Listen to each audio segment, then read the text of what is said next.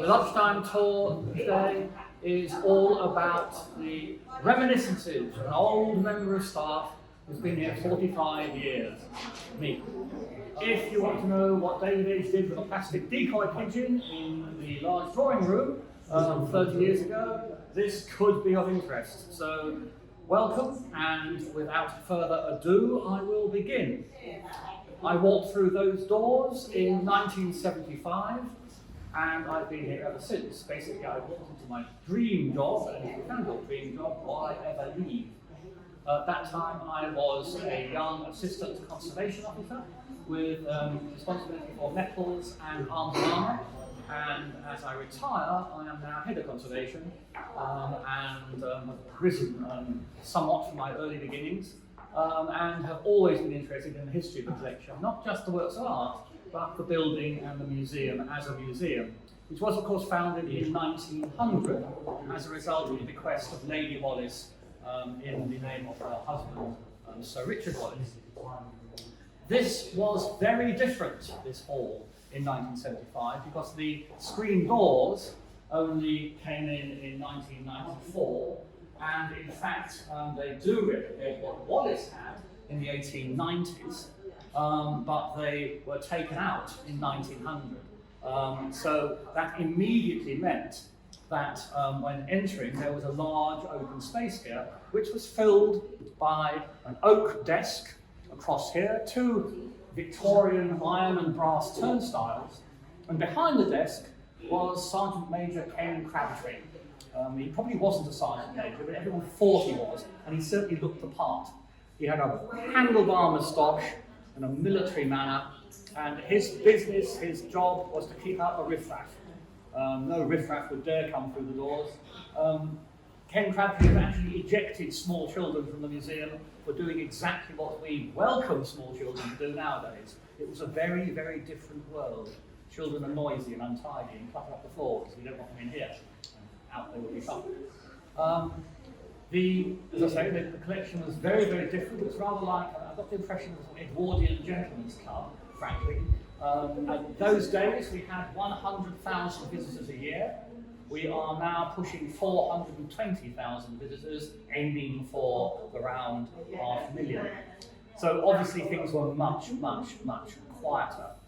In addition, the services that aided visitors to enjoy their visit were very different. In fact, they were almost non-existent, and certainly didn't have anything like restaurants and shops and large cloakrooms.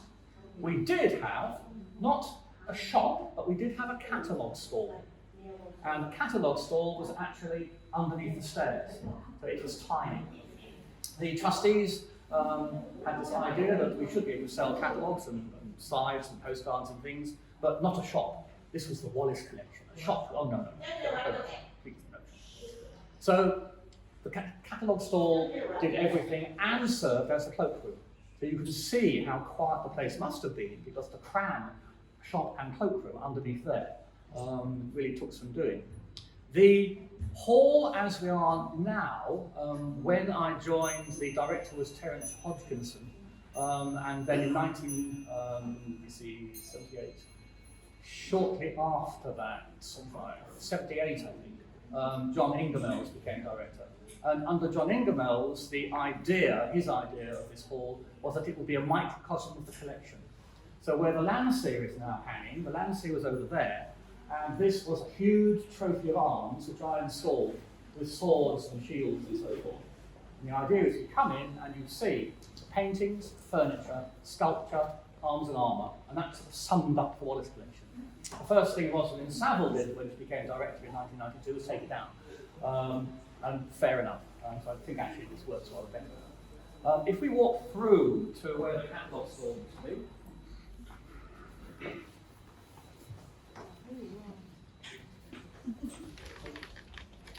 and we are now in what used to be Wallace's dining room. He would be able to greet his guests there, dine here, and of course this was an open courtyard when I first joined. The glazed roof and restaurant were installed in 2000, so relatively recently. This was a paved courtyard. There was a pond in the middle with goldfish and a 19th century bronze sculpture, which is now at the front of the building. And I can remember rushing out with all sorts of brooms and so on and so forth to scare off the herons who'd come over from Regent's Park and dive bomb the pond and take the goldfish, to the utter fury of all the Wallace Collection attendants, who were very fond of goldfish and cats and pets generally.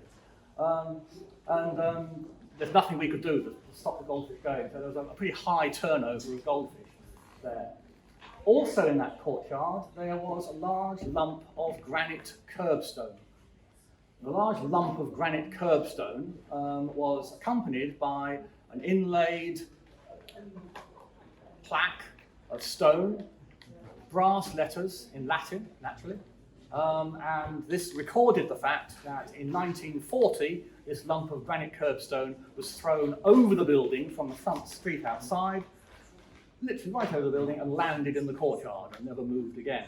Because, of course, during the war, we were bombed.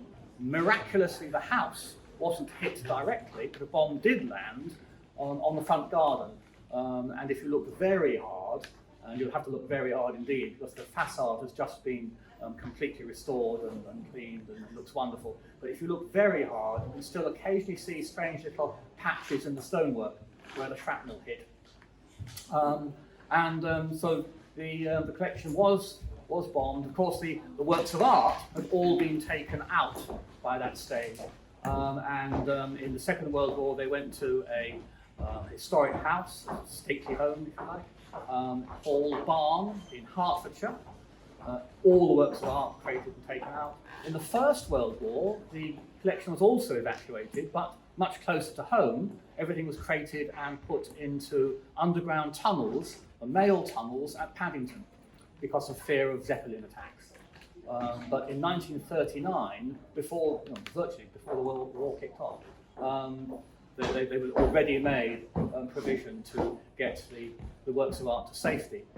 During the war, it was used by the War Department, and also it was a venue for example, exhibitions of Russian works of art in support of the Stalingrad siege and things like that, which we do have a few scattered records of, not a lot.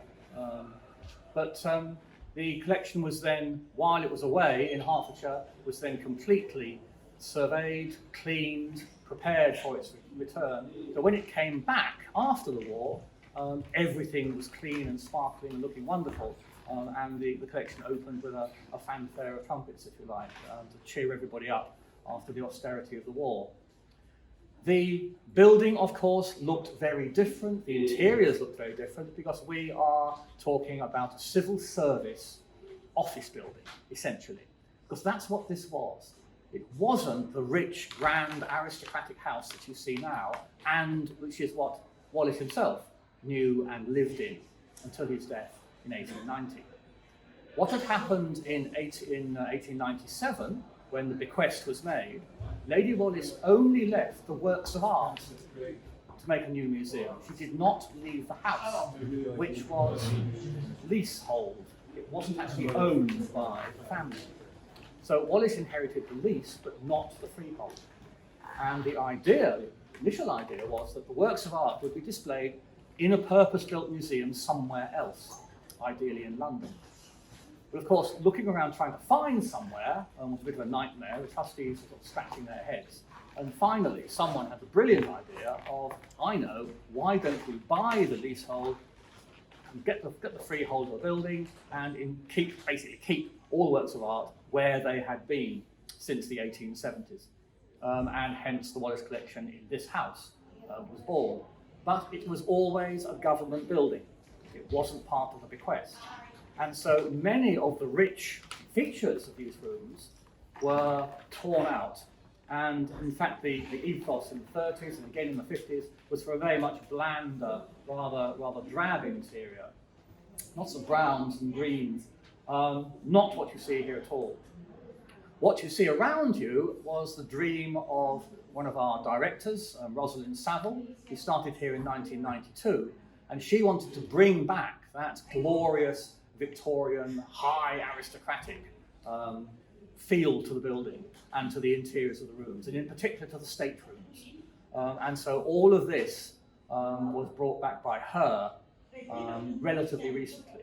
But this is how Wallace lived in these rooms. And remember, he lived here from the mid-1870s until the late 1880s, when he went back to Paris, spent most of his life in Paris and went back there to die. He lived here amongst his works of art. It literally was like living in a museum. It was quite extraordinary. And that's what we've tried to create and preserve ever since those early years in the 1990s, when Ros had this vision and has brought the Wallace Collection, if you like, back to life. Before that, under the previous director, John Ingermells, it was very much a civil service-run museum and art gallery. To quite an extraordinary extent. We were very, very civil service orientated. We were all civil servants ourselves, all the pay grades of civil servants. We had names, job titles like executive officer, administrative officer, as opposed to museum titles. The conservators weren't conservators, they were craftsmen, restorers. And the whole place was run along civil service lines. So, for example, when a new, young, dynamic establishment officer, sort of general admin officer, joined the collection, a chap called Arthur Holdershaw. When he joined, he replaced a much, much older and more senior civil servant in the same post, with the same office, and the same desk, and the same responsibilities. And after he'd been in post for a few weeks, a man from the ministry turns up. And the man from the ministry takes out a little notebook and consults it. He says, "You are Arthur Holdershaw," "I am," "and you are a junior executive officer," "I am," "but you are in the office of a senior executive officer," "I am," "but the responsibilities for the job are exactly the same." "They are. However, you are not a senior executive officer." "No." "That means you do not have any entitlement to that five-branch hat stand. It has to be a two-branch hat stand." I'll have to make a note, that must be taken away and immediately replaced. "And this is a fitted carpet. You are not entitled to a fitted carpet. I will see the carpet fitters come in and cut 1 foot all the way around your carpet to ensure that you do not have a carpet that is not appropriate to your rank." And this literally happened. Quite extraordinary today, but that was the kind of nitpicking sort of law that we all operated under. I can remember having a real battle to buy a packet of paper clips. The paper clips are used, if you look around you, the pictures are hanging on chains. If we move one of those pictures and come down for an expert to assess it, or it's being cleaned or something, when it goes back, of course, you don't know on which link of the chain the picture hangs, and therefore you have to spend a long time, up a bit, down a bit, left a bit, right a bit, get the curators in, and there's lots of kerfuffle. If you put a paperclip on the link that the picture hangs on, you can instantly put the picture back. Common sense. Except that paperclips are not in the preserve of the craftsmen restorers. They are clerical aids and pieces of equipment. Therefore, I have no entitlement to go and get a box of paper clips from the office upstairs, because I'm a craftsman restorer. And the argument went on and on. In the end, I went round to Ryman's, or the equivalent in those days, and bought a box of paper clips and spent sort of 3 shillings, and we used my paper clips, because that was the kind of place it was. Very, very hidebound and civil service run. In addition, of course, things were very much more official and regimented, and bearing in mind that there was still the aftermath of the war, things were quite militaristic. So the attendant warders, as they were then, the attendants in the gallery, they weren't gallery team members. The word team wasn't really sort of on the agenda at all. They were a very sort of military organisation, wearing smart black or very, very dark navy blue uniforms. All of them had peaked caps. Actually managed to rescue her.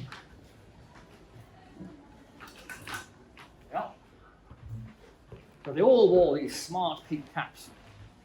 And of course, most of them were ex-military men. 1975, you still had veterans from the Second World War. There's Ken Crabtree with his Handel Marble stock. on the front desk. And most of the gallery team members, as they are now, had served in the armed forces. And extraordinarily, they all wore these caps, and as a curator or a young junior conservator walked around the galleries, they would stand to attention and salute. And I have already said to the new directors out here, Bray, that these sort of days must be brought back. We want proper respect and proper organisation and a proper official to approach. I miss those days enormously. So there. The horde of small children. This wouldn't be allowed in the old days. These would be categorised as riffraff, and they'd all be out in the building. Quite seriously, when I say that the children were ejected from the building. In my early years, I did many gallery talks in the armory, arms and arm being my thing, and with replica pieces of armour, and the children would try these things on and go, no, this is a Maximilian, this is a Gothic, this is Italian, this is German, and there'd be lots of excitement but lots of learning going on. And a great sword expert, a chap called Hewitt Oakeshott, now passed away. In those very, very early days, in the 1950s, 60s, he brought a party of school children in and was doing exactly the same that I was doing a couple of decades later, officially, for children. And he and the children were rejected from the museum. They were making too much noise, they were being untidy, they weren't being sort of suitably reverent, everybody had to whisper. No, it has changed enormously. Back to the militaristic establishment. The rooms downstairs in the basement, which of course in those days were very different again to what we've got today, because we've had two major periods of room refurbishment, more than that. Installation of air conditioning in the late 1980s, and then in 2000, huge upheaval when we extended the basement underneath the building. It wasn't actually the basement we see today, much smaller then, because where we're standing, this is the old building, built in 1777. Going that way, it all becomes 19th century, and it was gardens and stables and coach houses in Wallace's day. You don't build cellars underneath stables. You don't build cellars underneath coach houses. So all of that was virgin earth, and when, for the basement millennium project in 2000, it was decided we really did need more space. We excavated down and underneath. Quite extraordinary. But that did sweep away a lot of the old basement. But in that old basement, you had places like the mess rooms, which were the staff quarters, and you had the chandlery store, which was basically sort of museum stores. And you had the sergeant's bunk. The sergeant's bunk is the security control that we have today. So everything had militaristic sort of terms, and it was quite sort of regimented. The old chandlery store in 1975, it was cleared out by myself and others in the sort of advance of the work that we knew was going to be carrying on to completely gut and redevelop those basement areas for big plant rooms to run the air conditioning that was going to be installed. And so we cleared out that chandlery store, and of course the chandlery store hadn't been touched since the 1940s. And so in one corner of the chandlery store there was a tottering pile of caps. We have more of these. They're now joining the Historic House Collection. Join the archives, or one will. I don't know all the rest. And I can only think that the reason that these were left there and not actually issued to everybody is they're all incredibly small sizes. I do wonder about arms and armour, the armory, where lots of the armours are very small. I do wonder that actually those are the ones that survive, because no one can get in the flipping things. I certainly can't wear that. It looks ridiculous. They're all small sizes. The other thing we found in the other corner of the old chandlery store was a great big toppling pile of these. The old Second World War fire watchers' helmets, which I'm in the course of restoring, so to ignore that bolt, which is modern. Lots of these.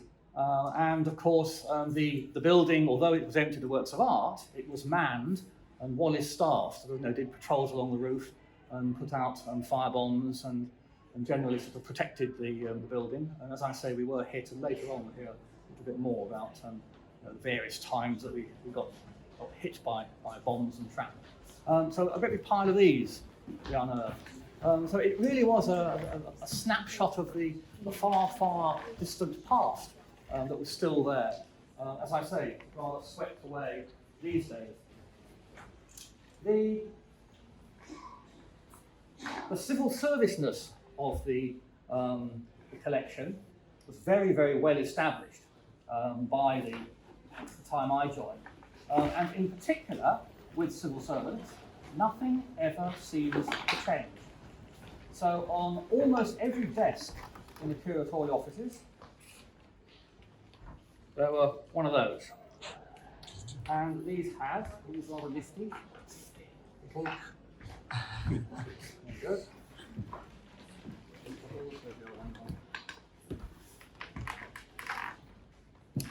Little ink bottles. And in the trays here, and what this is 1975.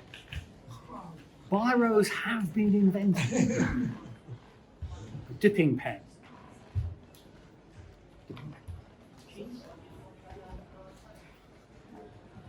And in addition, in the drawer of the desk, to be fair, these weren't usually on the desk, they were in the drawers. All the desks had drawers, and they were in the drawers. But in addition, everywhere there were these.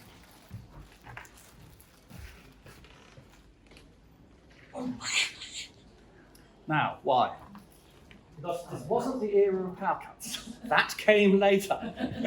We did have to shut the museum every now and again because of power cuts. The Maggie Thatcher years, remember them well? No, these were everywhere, with candles. Any idea why? They sort of went with that. Yes, well done, yes. Red sealing wax. So again, scattered in drawers, red sealing wax. And you would write your letter with your dipping pen, and then you'd seal the envelope with red sealing wax, which of course you needed a candle to light the end of the stick of sealing wax and melt it. And I mean, straight out of the Victorian era, really quite extraordinary. And that's how it was. IKEA didn't exist. Everything was sort of mahogany and oak and brass and wonderful, but not what you'd call a modern sort of office environment at all. And that's very, very much what it was like. In terms of the facilities for working, bearing in mind that I was not curatorial, I was actually very much more the sort of hands-on cleaning, repairing works of art. The facilities were quite different. For example, these days we are very concerned to ensure that dust doesn't sort of build up on our works of art. So we have the approved goat's hair, very, very soft dusting brush, and we tickle things. In the old days, we instituted, because it was starting to get a little bit dusty, as more and more visitors came through. So about 20 years ago, we instituted what was called a gallery clean. And that means that every month, we'd go into one gallery like this, and at that time there were 25 galleries, and if you did one a month, you've almost got the whole year. So every year, a gallery is spring cleaned. So whereas the gallery team members might do a little bit of dusting before the collection opens, this was a thorough clean. So we'd bring furniture forward, we'd go underneath things, we'd go on top of things, we'd get ladders and go up above and clean the tops of picture frames. So a thorough clean. And that was once a month. And then it was once every 2 weeks. And currently it's, it's now more than once a week, because we've just instituted twice a week to keep the dust down. But bear in mind, 4 times the number of visitors now than we used to get, and constantly rising. So that's what we use now. My very first days, straight out of the days of Lady Wallace. Wonderful, excellent. The gallery team members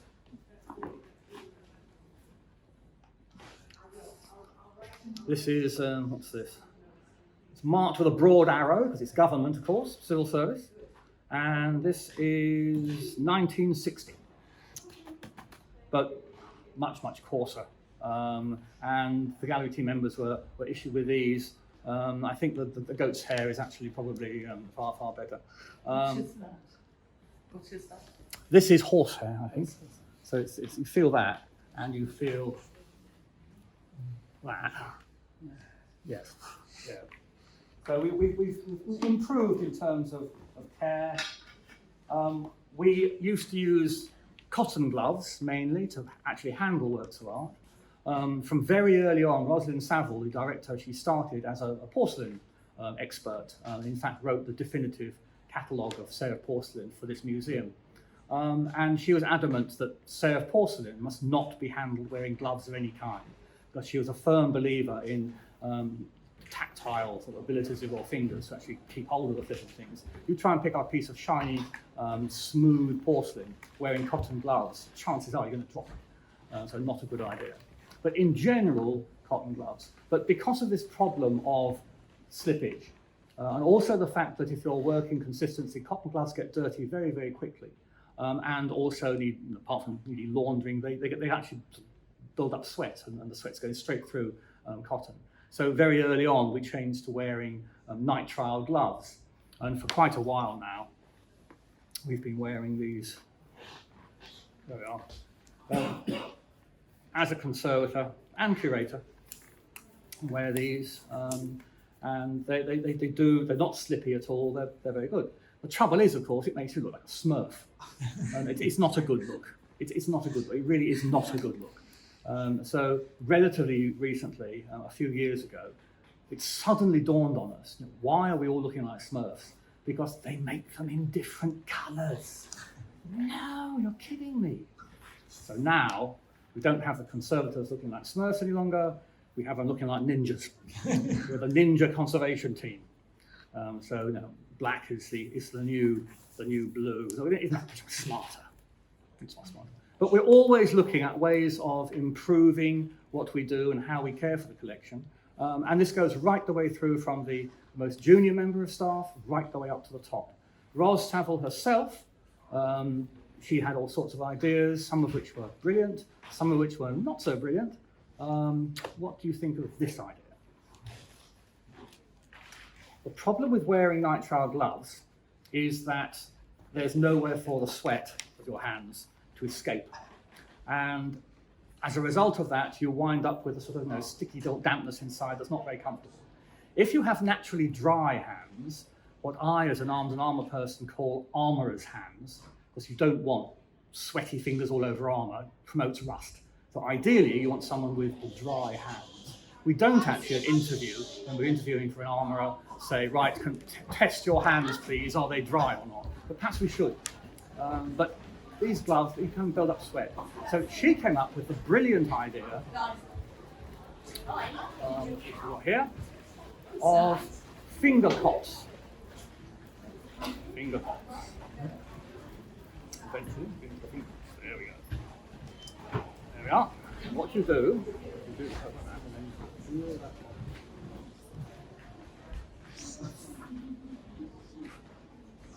Are you seriously going to think that these sort of 50-year-old plus sort of conservation craftsmen are going to put on the finger?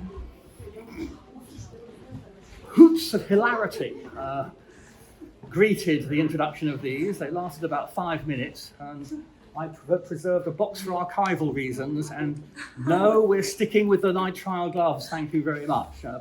Interesting idea, but no, please, no. Okay, enough of such frivolity. Let us move through to the first rooms that Rosalind Saville actually refurbed, and in a way, they're her triumph. So the front and back stateroom.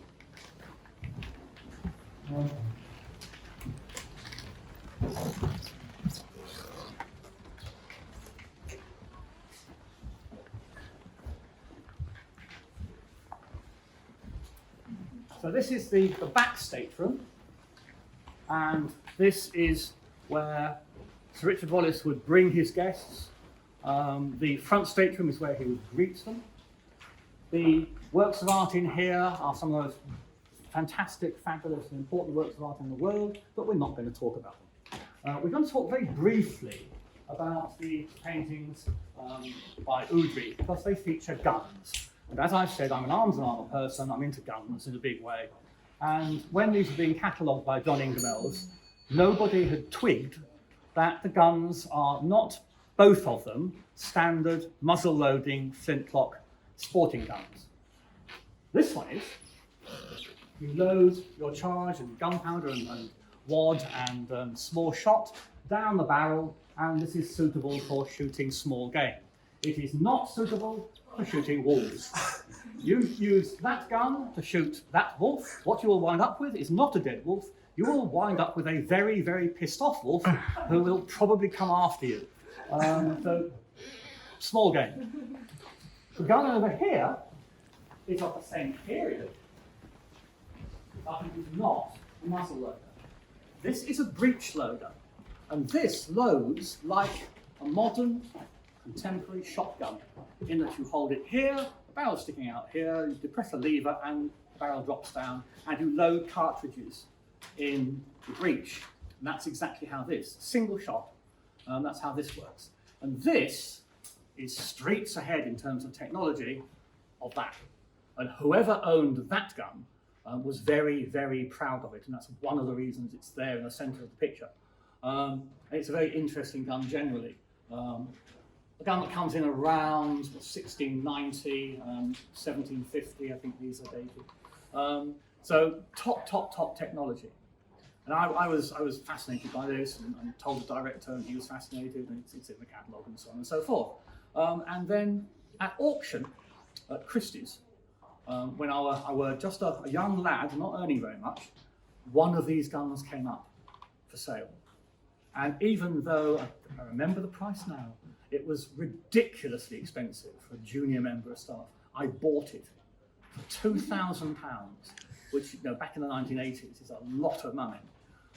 Bankrupted myself to purely because I had to have that gun, that picture, this room, and to talk in front of an audience like this, demonstrating how you have muzzle loaders and breech. I had to do it.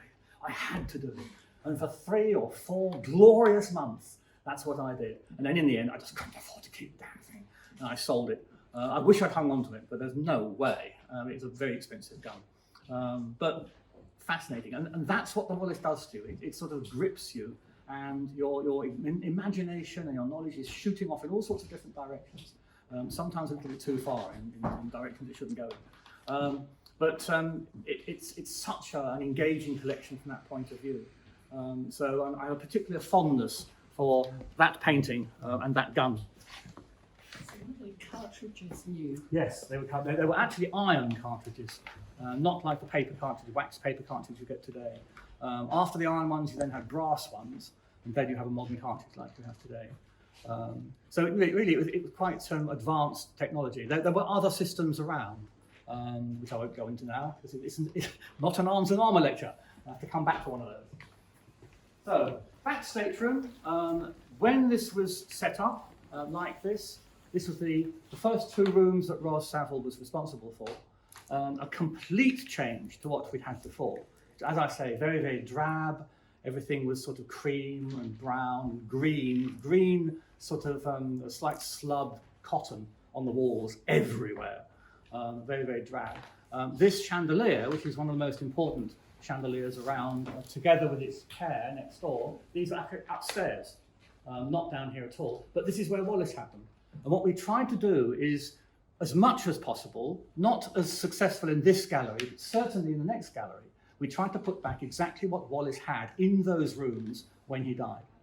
Now, we haven't done that around the rest of the building because it is a museum collection after all, so we sort of rearranged things somewhat. But there was a conscious effort to create the sort of welcoming stateroom as Wallace knew it.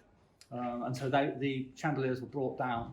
And in those days, rather than today, you instantly, to move anything like this or work on anything like this, you hire in a team of outside external experts. Everything was done by the in-house conservators. We would be doing all of this, and while we were doing it, while we were dismantling chandeliers and rehanging them and so on and so forth, this is what we would be wearing. That is why I have appeared in this garb. This, if I just get the terminology correct, this is working coat, long, khaki, 1983. And this is what I used to wear in 1983. And not just me, not just the conservators, the conservation craftsmen, but also the curators. If they were doing something in the gallery that involved hands-on, they would wear these khaki working coats as well. And we'd actually do things. So in the course of my career, I have literally handled every single work of art in this place, often many, many times, and including flipping great big paintings and big lumps of furniture, the lot, because it was all done in-house with a very small team of in-house workers. Moving through into the front stateroom.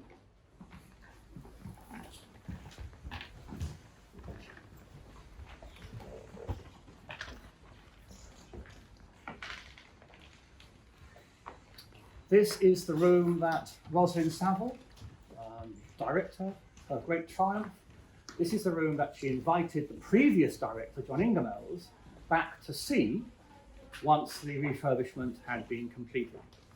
And John Ingermells, we are told, I don't know how true this is, but we are told, legend has it, that he didn't say anything, and they went for lunch, a pleasant lunch, and he didn't say anything.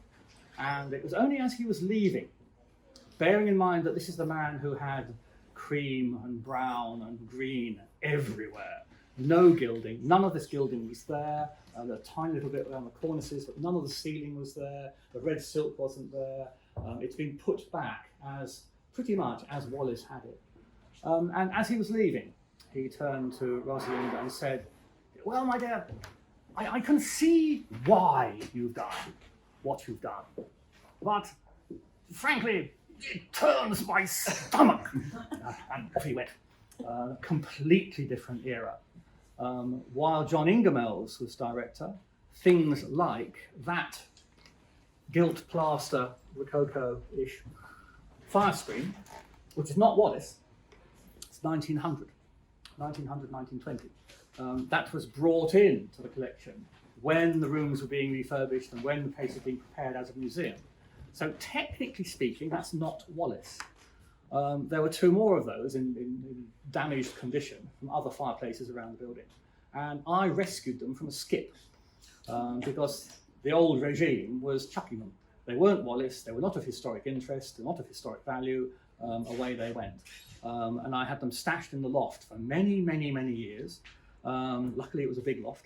And then when the regime changed, I brought them back, and here we are, hurrah! Not everybody was particularly overjoyed by all these David Edge rescued things from skips coming back to the collection. I wasn't the only one.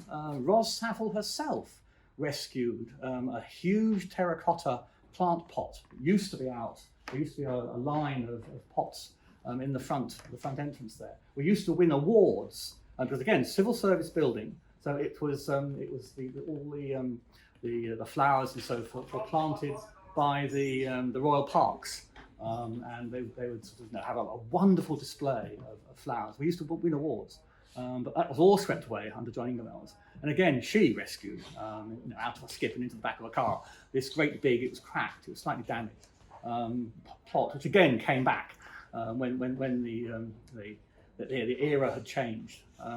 So a very, very different attitude indeed. And while we're here, and before we move on, we must, of course, say hello to Richard Wallace, who is up there looking benignly over his reconstructed stateroom. On into the 16th century gallery.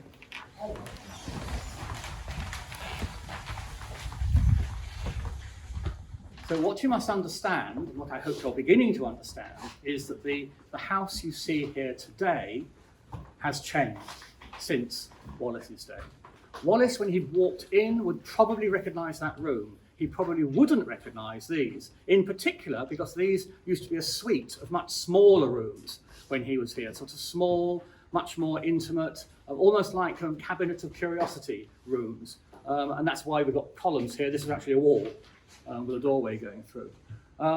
This was turned into the 16th century gallery, reflecting sort of that era and slightly earlier pieces as well.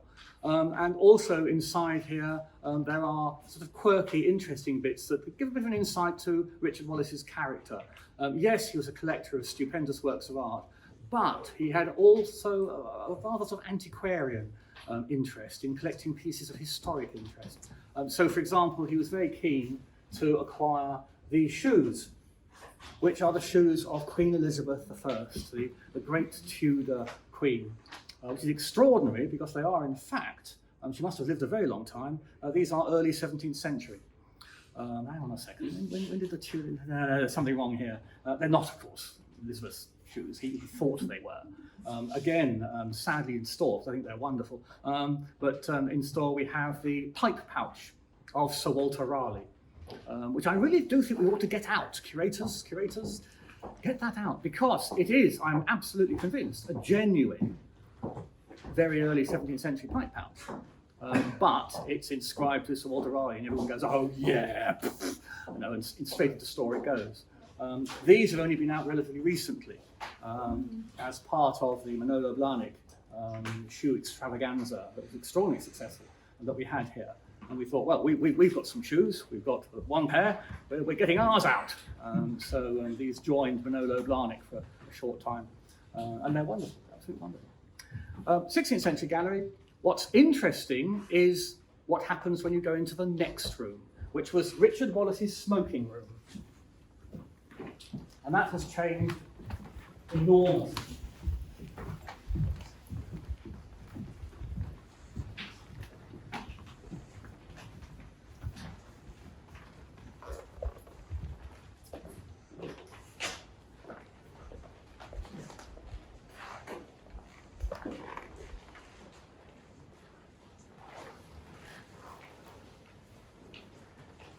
So here we are in the smoking room, and Wallace would have been able to puff on a cigar, or Lady Wallace apparently had a taste for cheroots, and be able to wander out into the garden.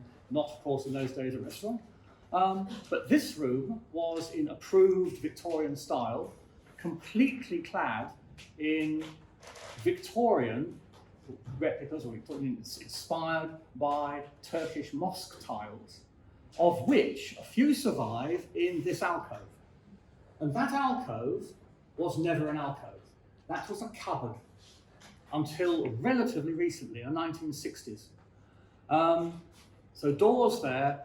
The rest of all the walls were sheathed in the tiles that you see there, made by Minton and Hollis, I think. In the 1870s, during Wallace's refurbishment of the house before he actually came and lived here. So presumably very much his choice. The floor, like that floor, was mosaic, turquoise mosaic and coloured, and the ceiling was decked out with little gold and silver relief details, the nature of which we're not entirely sure, and completely, wonderfully Victorian and over the top. The trouble is, in the, not sure if I can remember whether it was 1930s or 1950s, but the ethos was very much sort of, not Victorian. Victorian was out of fashion, and this was seen as needing to be an adjunct to the 16th century gallery. There's somewhere where you could put Renaissance works of art, and things like Italian Neolithic. So the tiles didn't really sort of gel with that. To be fair to those who made a decision to remove them all, if you look at the original tiles, some of the colours are degrading. So I think that might have been a consideration, the turquoises in particular, with unstable glaze. And they were starting to crack up and go sort of rather brown and muddy looking. But it still looks pretty impressive. I believe it was one of my colleagues who said to the director of the day, long before I joined, that actually there's a wonderful sort of cupboard behind here. Why don't we take the doors off it? And you've then got somewhere that you could have as an alcove and somewhere to put really, really, really awkward works of art, like Love Triumphant, which is really, really, really awkward, especially if you have to move the plastic thing, which I've done on a number of occasions. It's an absolute nightmare, but it's so fragile. Similarly, the malachite columns, they're their own I was wondering what he kept in the cupboard. stuff. Literally, mops and brooms. I don't think it was anything, it might have been smoking paraphernalia, bearing in mind this was not smoke, but it wasn't intended to be open to the public at all. Malachite columns there, again, another pair of nightmare objects to move. In the old days, we would move them. They've been upstairs, they've been downstairs, they've been over there, they've been in here, they've been all over the flipping place. If you were to lift them up, please don't.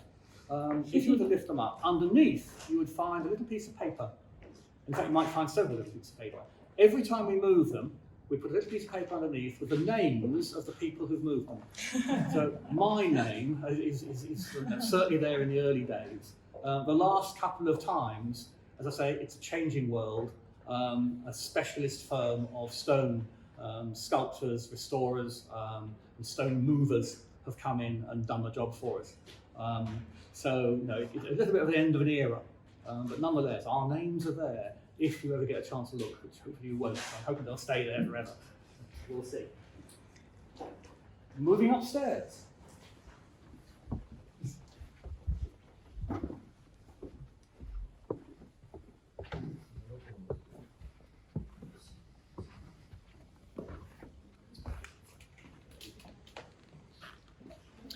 So here we are in the Great Gallery, the finest picture galleries of its day. Wonderful. It was taller in my day because in 2013 this room was almost completely demolished. The roof was taken off. The original steelwork of the Wallace roof was retained, but everything else is new. And at the time it enabled us to replace air conditioning, infrastructure, security, lighting, electrics, everything. But this is the room that Wallace himself oversaw, built, created as an art gallery. It lends itself to corporate entertaining, which is why there's nothing in the middle of the room. In Wallace's day there were large tables, and in my day there were large tables, because the whole idea of corporate entertaining is a relatively recent phenomenon. Now we couldn't do without it to keep the museum running.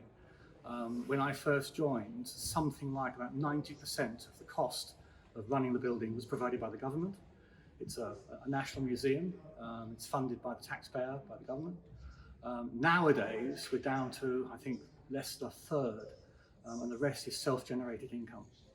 So if you want to celebrate a birthday or a party, a wedding anniversary perhaps, come here. £15,000, you can have this room for an evening and have a wonderful party. Nothing too noisy or too raucous, you understand. It has to be fairly sort of restrained and civilised, but a wonderful party. I never have. Who knows? Perhaps in retirement, I'll have to plan for that. So when the new scheme came in, they actually lowered by about a foot, 16 inches, I think, the ceiling line. In the old days, to move and hang these paintings, we would be up and down like rats up a drain pipe on wooden triple and double extension ladders. Nowadays, of course, tower scaffolds and electric genie hoists. Again, a completely different world. And as I've said before, I've moved all of these on numerous occasions. And it is a changing world. We're increasingly getting professional art handlers to carry out major rehangs.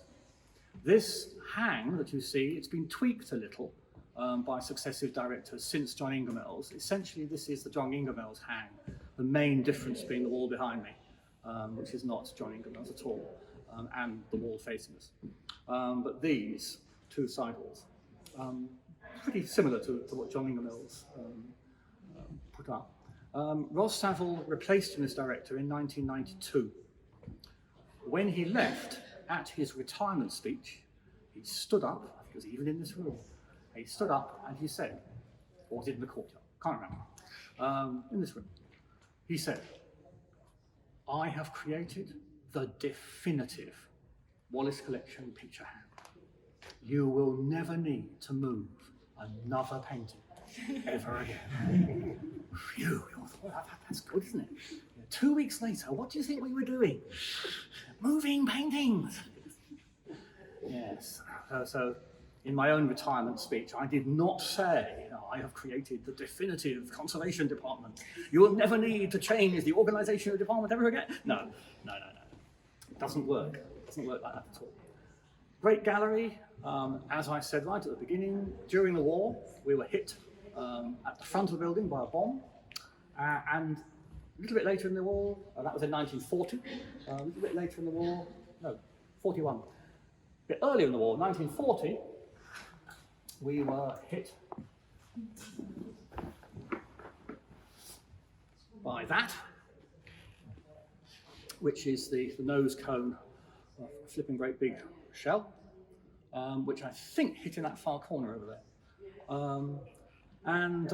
This, unfortunately, isn't a Jerry. This is one of ours, and it's actually an anti-aircraft shell. So we reckon that the Wallace Collection must have been flying quite low over London to get hit by one of these. Or, of course, what goes up must eventually come down. And it came down over there. So a little bit of Second World War memorabilia. If you read accounts of that period, especially by younger persons who remember it, the war years as children, they also say about going out and picking up shrapnel after a raid. And of course that happened here, so bits of shrapnel. Here we go. Bits of shrapnel, passed around a bit of shrapnel from the Second World War. A bit of shrapnel. Be careful, be very careful. These are sharp. And this shell splinter, which is actually recorded as being picked up inside this room in 1941, has come through the roof. If you very carefully feel the edges, it is absolutely lethal. You can cut yourself just simply by handling it, because it's metal that's been tortured apart very violently, and it's very, very sharp edges. So do please be careful. But I'll pass that around. Health and safety, we're going mad as well. Ridor reportable accident waiting to happen. But as I say, the war years. I have, being interested in military history, I have a bit of a fondness for the war years, and the Wallace Collection's very small part we played. These large galleries, and in particular above us as well, not this ceiling, but over there, they were used by the War Department, in particular RAF reconnaissance, used the big rooms to lay out maps, reconnaissance maps, and photographs taken on raids over the continent. So we did actually sort of play our part in the war, besides hosting sort of impromptu exhibitions in the public spaces of the building. So all the shrapnel's coming home to roost. Probably a good idea. Where did the paintings go? Is it there? They went to Hall Barn in Hertfordshire. And I'll talk a little bit about that when we get to the grand staircase landing. Because there's a tales to be told there as well. Into the East Galleries.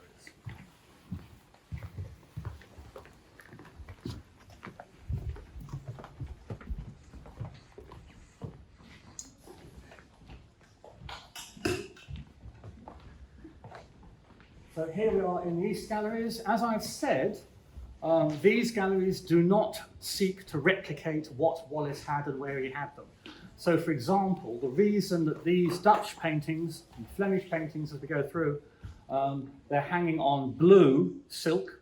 The reason that's been chosen is that this is the traditional material, I'm told, for 18th century English collectors of these pictures to have as a backdrop to their collection. And that's why this was chosen. Again, things have changed. So when I first joined the collection in 1975, this painting did not look like that. This was cleaned in the early 1990s. It's a lovely painting, important painting by Pineapple, and it's entitled something like cow and animals in a landscape. What it was originally when I joined was large flowering bush in a landscape, because the cow wasn't there.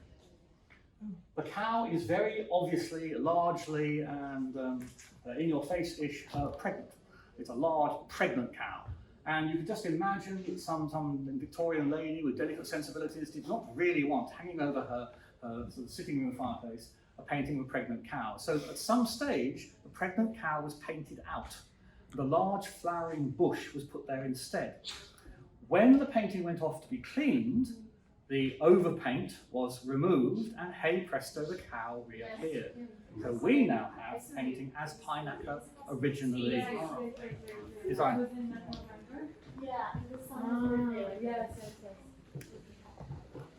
Into the next room. Yeah, I know. It's so funny.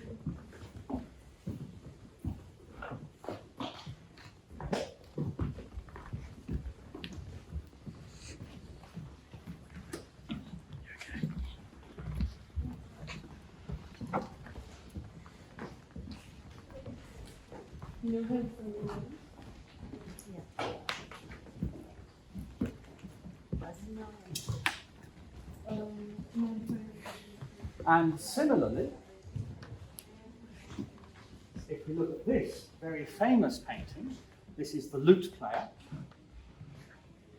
Again, this was not what this picture looked like when I joined in 1975. Around the same time as the Pine-Acker was being cleaned, this painting went out for cleaning. And when this painting went out, it did not have the kissing couple in the centre of the painting there. This has nothing whatever to do with a lute player. That's not the title of this painting. This painting was probably titled An Allegory of the Four Senses. The four senses being hearing, i.e. she's playing the lute. Taste, he's got a glass of wine and sampling and tasting it. Smell, a smouldering match cord there, smoking away, very, very sulphurous smell, and of course a pipe. And lastly, eradicated by probably the same Victorian lady who objected to the pregnant cow, touch. No. Sadly, that's got to go. Says the head of the household. We're not having that. Paint that out. And so this became a wall with a bit of ivy up it. And only in the 1990s was the true meaning and the true title of the picture revealed. And so we move on. This, incidentally, this suite of rooms is where in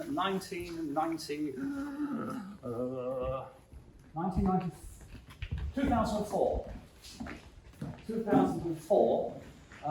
I hung one of my first exhibitions. I actually hung two in that year. But again, as I said, everything was done in-house. So it was literally the conservation team hanging exhibitions, not external art handlers being brought in. And the most successful exhibition, in a sense, that we've ever had here was Lucian Freud, Lucian Freud's latest paintings, which was an exhibition only up for 6 weeks. But it's the only time in my life I have seen queues extending into the building, out the building, round the front of the building, and halfway around Manchester Square. It was phenomenally popular. And that was the first one. As head of conservation, I've been promoted in that year to head of conservation. That was my first exhibition. And Lucian Freud was heard to remark, it's the first one of my exhibitions ever been hung by an armourer, which I thought was rather amusing.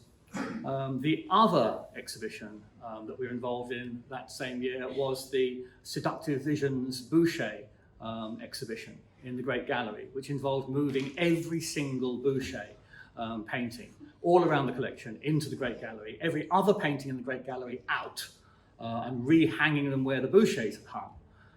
And then it was a Boucher-focused exhibition in the Great Gallery, which was quite something. I'm very glad not to be having to do that again. Moving on.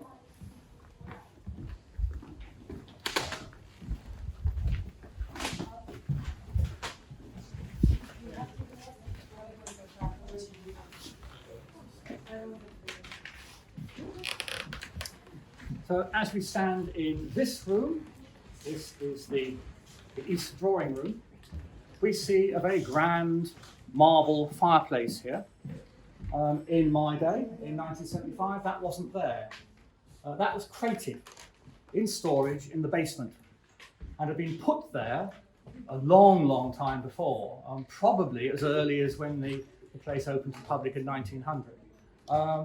The reason being, it was originally in the 16th century gallery downstairs. And bearing in mind the way the 16th century gallery needed to look Renaissance, that is not a Renaissance at all fireplace. And so it was taken out at that time. What went back there was a completely fake Renaissance fireplace made of wood, beautifully painted to look like stone. So convincing was this that the furniture curator has actually put it into the furniture catalogue, although it's completely modern and shouldn't be there. This is the actual fireplace. And this, again, the conservation team brought this up in crates from down in the basement, unpacked it, reassembled it, installed it, cleaned it. All the metalwork was done by me, and I helped put together all of this.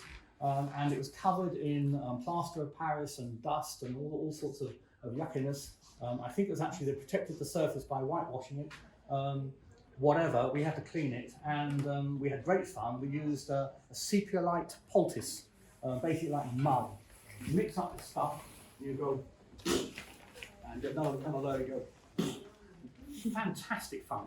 And when the whole fireplace is covered in mud with sepia light, you then go away and have a cup of tea. Again, halcyon days. There was a tea lady. Do you know there was a tea lady when I first joined here? Come around at 3:30 every day with tea and not coffee, tea and biscuits. They should bring that back as well. And the sepia light then dries relatively quickly. As it dries, it drops off the surface of the marble, taking with it the dirt that it sort of sucked up from the surface of the marble. And you need sometimes to do it sort of, once or twice or thrice. And then afterwards, this is absolutely sort of crucial. Once you've got your chemically clean surface, marble surface, looking scintillating, you then need to protect it, because literally just rubbing a hand along it will transfer all the dirt and grease from your fingers onto and into the marble. So it needs to be waxed. So we waxed it with a cosmoloid microcrystalline wax, and it's not needed any treatment ever since. So that was quite an operation, but a very successful one.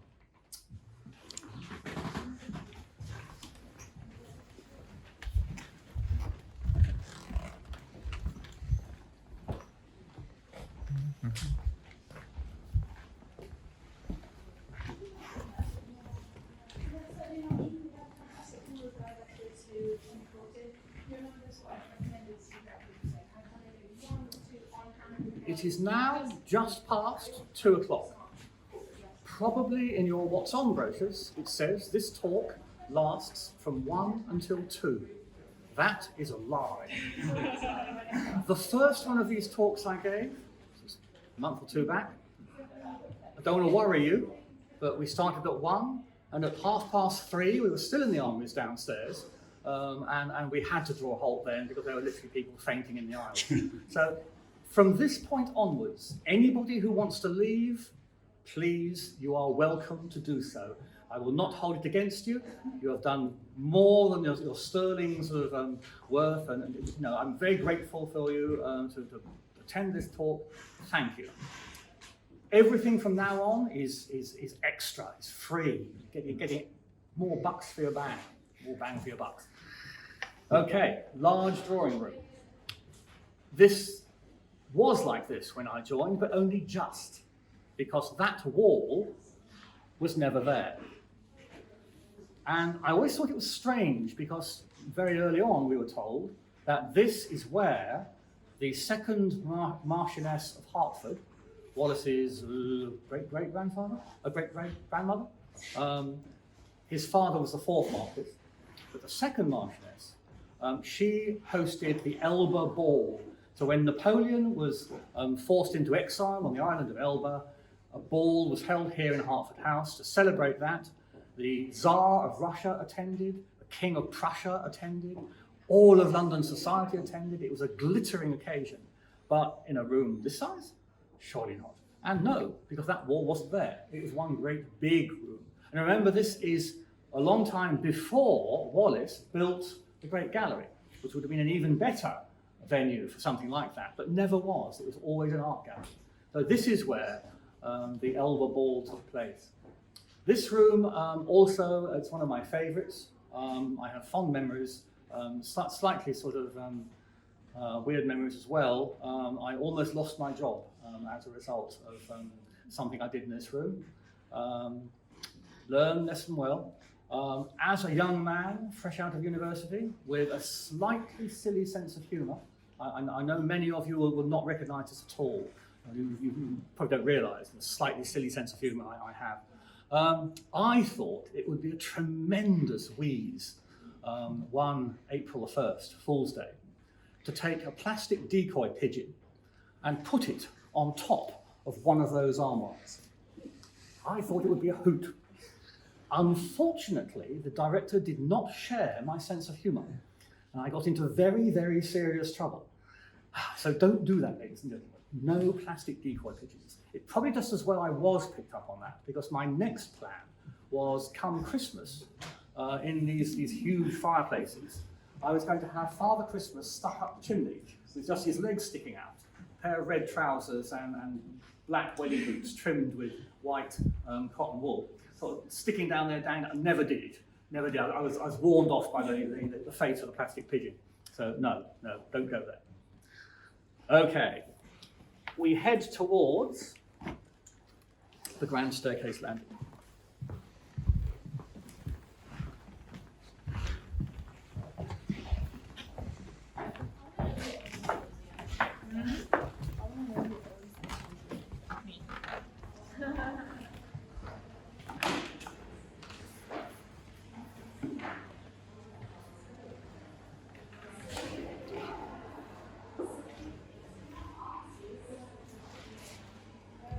So here we are on the grand staircase landing.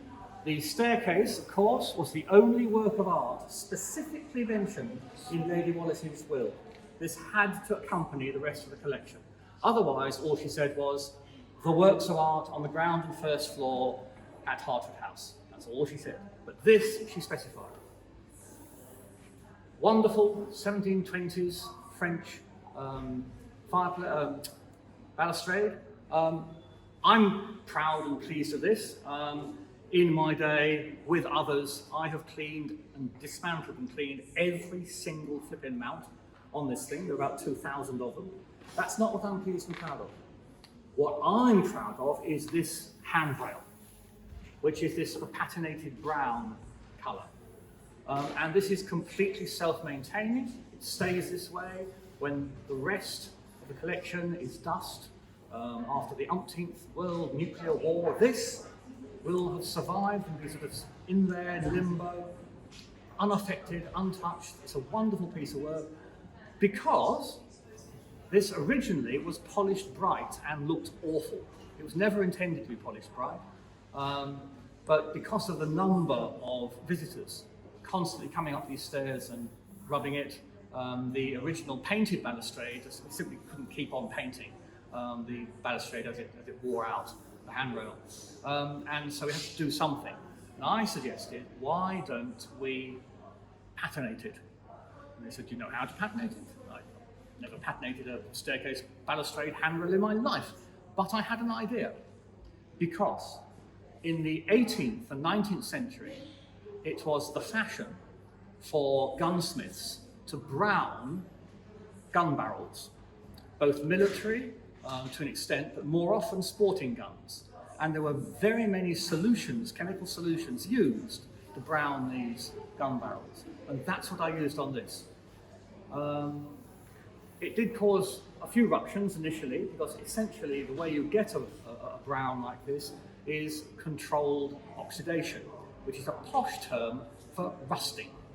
And so apply the solution onto clean metal, wait a little bit, it starts rusting, you rub it off, you apply it again. It starts rusting, you rub it off, and you apply it again. It starts rusting, you rub it off, and you apply it again. It starts rusting, and you get the picture. However, unfortunately, while I was doing this, the director comes in sees the entire early 18th century grand staircase, balustrade, handrail, rusty, and throws a wobbly and thinks, what the hell is he doing? Don't worry, dear, don't worry. It's controlled oxidation. Oh, I'm so relieved, it doesn't look like rust. Yes, it did, but no, it's controlled oxidation. And the rest is history. And as I say, we're supposed to wax it once a year. I haven't waxed it in years. It doesn't need it because the natural wax does the trick. That side has a better sheen and a polish on it than that side because I spent longer on that side than I did on this. Because of the worries about controlled oxidation, I did have to rush this side through a little bit to sort of smooth things over. And it's not quite as good. I don't think anyone would notice unless I sort of pointed out. But, anyway. Somebody was asking about getting the paintings out of the building during wartime. And if you've got a painting this side, it's not too much of a problem. If you've got paintings that size, that's a big problem. And again, those have been down and up, at least 3 or 4 times during my career. During the wartime, 1939, these had to go out, and there is a wonderful photograph in the archives, which I tried to print off earlier on, and the computer's playing up, so sorry about that, but showing these paintings in an open-top lorry with some sort of ropes thrown over the top. And I was thinking, they can't possibly have driven all the way to Hertfordshire in an open-top lorry with that surely. The only thing is, of course, that at that time, in the 1940s, these paintings would have been glazed, so they were protected, in a sense, from the elements.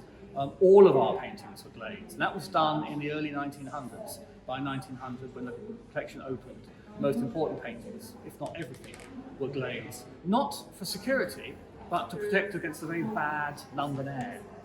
Very smoggy, very sooty, pea soups, fogs, really nasty. And of course, no air conditioning. And in summer, it gets warm in the building, open all windows. And so all the bad air comes in. So it was felt that this was necessary. So they were protected to an extent. And I thought, but no, they must have put a tarpaulin over the lorry, surely. Yes, that's what they did. Yeah. And then, in the archives, I found another photograph showing that same lorry arriving at Hall Barn. And guess what? There was the painting with some ropes over the top and no sign of tarpaulin whatsoever. So, quite hair-raising. These are a bit of a nightmare to move. They used to be, as I say, very, very heavy. They had 1/4-inch plate glass in front of them. That was all taken off after the collection was air-conditioned, because once we had good air, there was no reason then to keep the paintings glazed.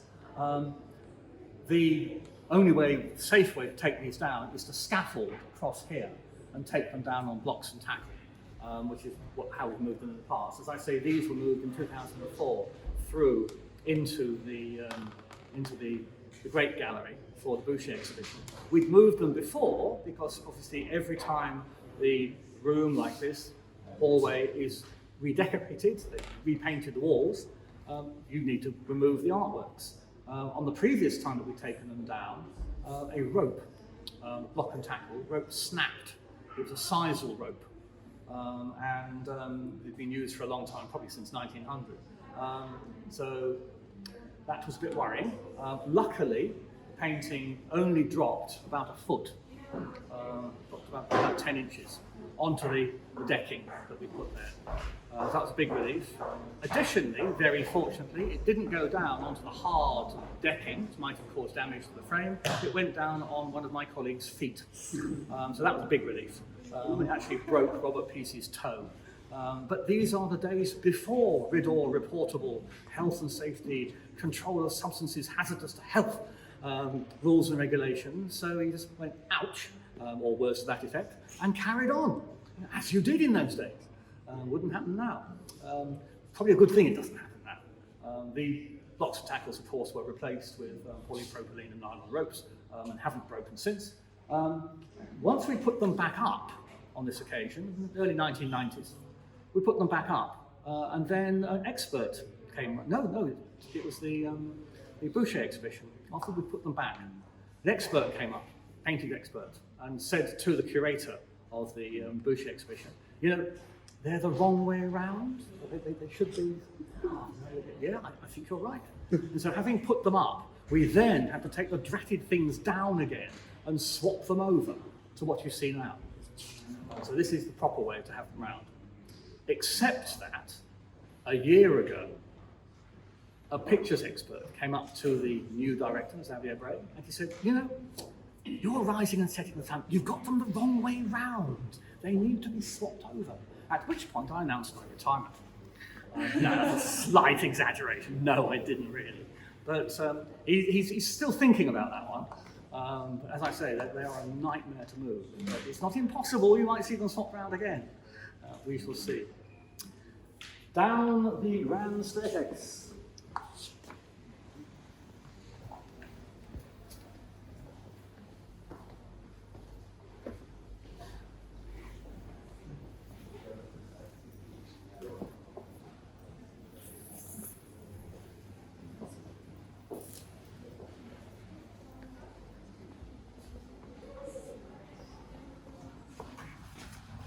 So here we are in the armory, except that this was never originally the armory. In 1900, when the museum opened its doors to the public, huge changes had carried on in order to turn the place into a museum, in particular to sort of spread everything out and find more space. What we're standing in now were the groom's quarters, the housekeeper's room, the groom's quarters, the head ostler, and then stables. And on the old plans of the building, we even have the names of the horses who lived here. So Wallace himself, this is from an inventory taken at the time of his death. Wallace himself had a horse called Knight, very appropriate for an armory, Chancellor, Rembrandt, all very appropriate. Chancellor I wonder about because both his grandfather and great-grandfather were Lord Chancellors of England. I sort of wonder whether that was how the horse came to be called Chancellor. And I think Rembrandt was very old, 24 years old. I think marked on the plans. That's a good age for a horse. There is no reason to keep an absolutely ancient, knackered, decrepit riding horse when you're a gentleman of his wealth and standing. I am sure that the horse was kept for sentiment, and that rather than send him to the knacker's yard, he lived out a comfortable life here in his stall at Hertford House. I've got a lot of time for Richard Wallace, a great philanthropist, cared about his tenants and so forth in Ireland, and a jolly good guy, generally. Anyway, so stables. Underneath us was the original floor to the stables and the coach house going that way.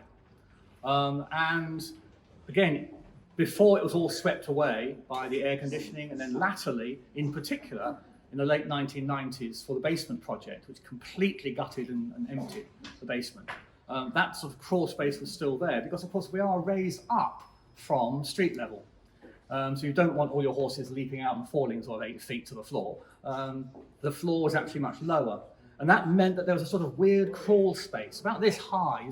You'd have to go into it like this. And it was used for storing all sorts of bits of architrave and architectural antiques, and the old turnstiles were kept down there that had been taken out from the front entrance. Things like that. And the floor was the original cobbled stone floor of Wallace's stables and coachyard, which we saved a few of, all, as I say, swept away. In addition, down there, after the war, I think after the war rather than before, there was a little miniature shooting range, because the sergeant, nowadays of course head security, but in those days the sergeant, he was allowed to have a revolver.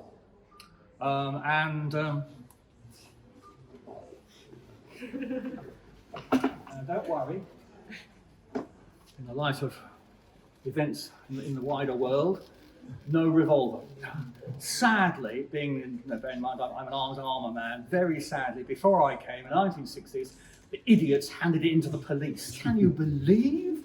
You've got a wonderful Second World War 38 caliber service revolver, and they hand it to the police. Now, all I've got left is the holster and empty cartridge cases. 38 caliber revolver. So that's from the old days of the security sergeant having a revolver, completely legally and properly, and he would practice at this little shooting range underneath the floors of Wallace Collection. The 1953 regulations for attendant warders do actually describe what you're supposed to use this for. What you're not supposed to do is a sort of dirty Harry, bang, bang, bang, bang, bang, bang, blazing away at intruders.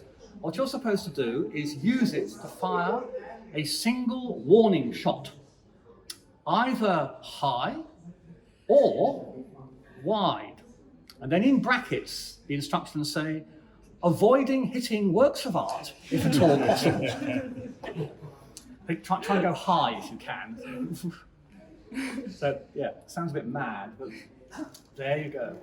No, better not pass this around to the criminal fraternity, but we don't arm our security guards any longer. So, a sign of the times. So when did that stop?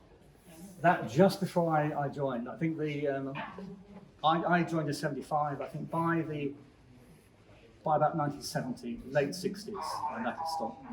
But, yes. This is the start of my domain, if you like. The rooms here devoted, there's another 2 rooms beyond this one, so 4 rooms devoted to the armory. The armory was originally on the first floor, one on either side of the building. So you would literally walk through an armory into a pictures gallery. They were side by side, and it was very much the impression that Wallace regarded this material as artworks. He didn't have any interest at all, as far as we know, in military history. These are works of art, and in particular with the Indo-Persian and Ottoman material, this room, very, very decorative, very sort of perceptible change in mood as you go into the first of the late medieval European armory displays here, where everything is much more sculptural and you don't have this slather of gold and silver everywhere. And again, it is thought that he really appreciated the sculptural aspects of the armour, and again, it's sort of antiquarian, sort of historical overtones. He was sort of interested in medieval stuff, which his father wasn't. These rooms, again, many times been refurbished and changed.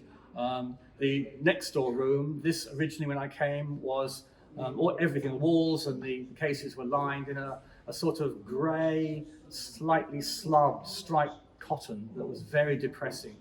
And my first boss, Nick Norman, who was a sort of arms and armour chief, he said, no, really, traditionally, European armour like this has been displayed on red, and it would look rather good.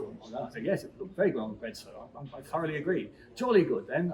Nip out, get a pot of red paint and some brushes, and get going. And so the red appearance of that gallery is entirely due to yours truly, with a pot of paint and a brush, emptied all the cases, painted all these, those are the original 1960s grey slub cotton underneath the red paint, and sort of did it all. And that was very much how things were done then, very different to today. Nowadays, no one would dream of getting a conservation team to sort of redecorate the galleries. There was, I should perhaps have mentioned it, in the 16th century gallery, there was a bit of a hoo-ha recently, a few months ago, because we'd had some problems with the ceilings. There'd been some leakage way back and it weakened some of the plaster. So we had special roof people, ceiling people, check it out, and they took out a section, about like that, about a square metre. And one area that was particularly sort of loose, and it's safe, but it's sensible to take it down and patch it, repair it. And so a patch went in. The snag was, this is all done obviously off scaffolding. The snag was that the patch had to dry. You couldn't paint it to match the rest of the ceiling. until the patch had dried. And by that time, the contractor's scaffolding would be down and the contractors would be gone. So, a week later, you're left with a gallery ceiling, a large square, and some wiggly lines going across the ceiling. It's a bit distracting. Oh no, what are we going to do? We'll get a painter in. Okay, do you know how much it costs to get a painter in central London to turn up, erect a tower scaffold, paint a square metre or two of ceiling, and then take down the tower scaffold and go away again? Any ideas? Between £800 and £1,000, which, needless to say, was not in the budget. So, what do you think happened? David Edge and Stephen Craig, my oppo, we had a fiendishly clever idea. What we did, with health and safety, we can't stand on chairs or balance on top of each other's shoulders. We have to do it safely, health and safety. So what we did, downstairs in the basement, in the facilities department, they've got a very powerful, high-level vacuum cleaner with carbon fibre tubes. And they use that in the places like the Porphyry Court downstairs for cleaning light fittings and so forth. So it saves the cost of putting up scaffold towers. So lots and lots and lots of these very lightweight, very strong vacuum cleaner tubes.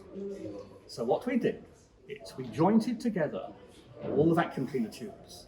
So we had a long, from about there, sort of going off into the distance in there, long, very lightweight. And in the end of it, with a bit of gaffer tape, we stuck a paintbrush. Now we got a pot of paint, paintbrush, stick it in, gaffer tape. Now, you go into the 16th century gallery, I defy you to tell me where that patch was painted. We did a stupendous job. That's not really what we're employed to actually do. But hey, save the collection, 1,000 years. And on that note, a little blast of the past, the way things used to be done, the way things are going to be done in the future, rather more different. I will bring this to a close. Thank you all for coming along. Hope you found it mildly interesting, and best of luck for the future.